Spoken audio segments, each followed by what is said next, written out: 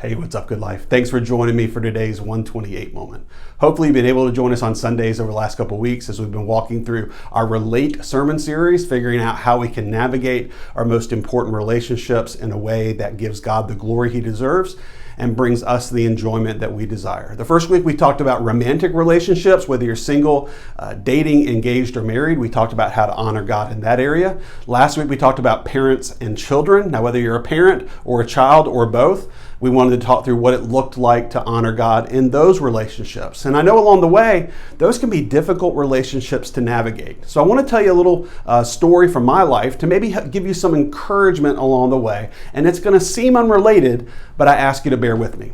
One of my favorite places to vacation, both me and my family, is in the Smoky Mountains, whether that be in North Carolina, South Carolina, Tennessee, or North Georgia. We love to go up there and see that landscape. When I'm sitting on the back porch of a cabin looking out over the Smoky Mountains, man, that is what the world's supposed to look like. I love those views. And sometimes you can do it from a rocking chair sitting on the back porch, and then sometimes it requires a little bit of effort to get there. Right up the road from where we would typically stay on those trips was a state park that was the highest point in Georgia. And so we were able to go and do this long hike, the boys and I, doing this long hike there, going up and around and around and up. And you get to the top and there was this amazing view, just this beautiful, almost 360-degree view of the valleys below and mountains in the distance.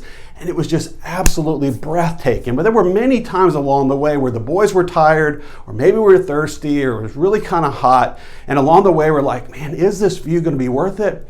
Is this view really worth the climb? But when you got to the top, you never looked back on those hot moments, those tired moments, those thirsty moments, those weary moments, and questioned whether they were worth it. Why? Because you'd seen the view. You knew once you got to the top that the view was worth it. And I'll put to you, sometimes when we are as followers of Christ are trying to navigate relationships with people who are not followers of Christ, we want them to know Jesus. We want them to come to be saved. We're frustrated by how our sin, but also their sin, brings pain and wounds into our lives and in our families and in our most important relationships. And somewhere along the line, sometimes we go, you know what? The climb's just not worth it.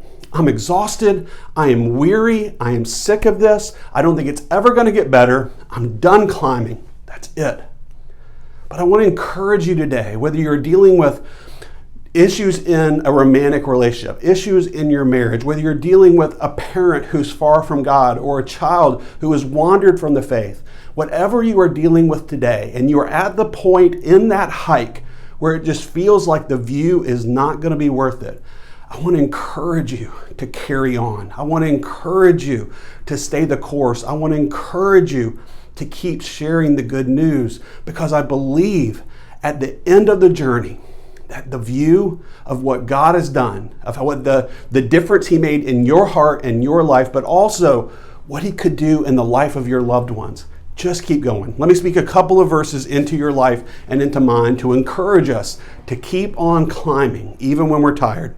In 1 Corinthians 15:58, Paul writes, he says, "Therefore, my beloved brothers, be steadfast, immovable, always abounding in the work of the Lord, knowing that in the Lord your labor is not in vain." That applies to a lot of areas, but I'll take it right now and say, hey guys, let's not forget that our laboring to share the good news with the people that we love, it is not in vain. God can use it, even in the hardest parts of the climb. Paul also writes in 2 of his letters, do not grow weary in doing good.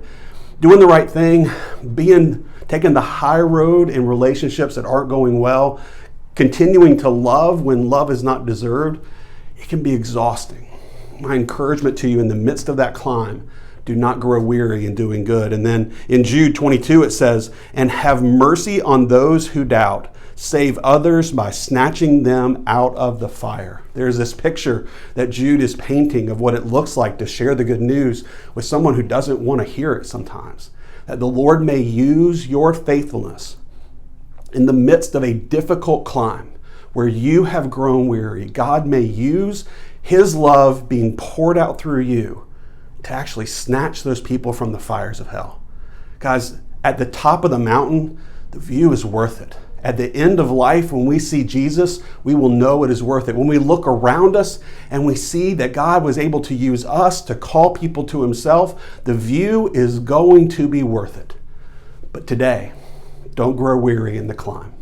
I love you guys. I hope that God is using what we're talking about to speak into your life, to speak hope into your heart, to point to to the promise and the hope of healing on the other side of pain and dysfunction, and hopefully be able to join us on Sunday as we take that circle of relationships just a little bit wider and we talk about what it looks like to love our extended family. We'll see you guys on Sunday, 9:30 and 11 here at the church, 11 o'clock online. And until then, let's go be a people who will love enough.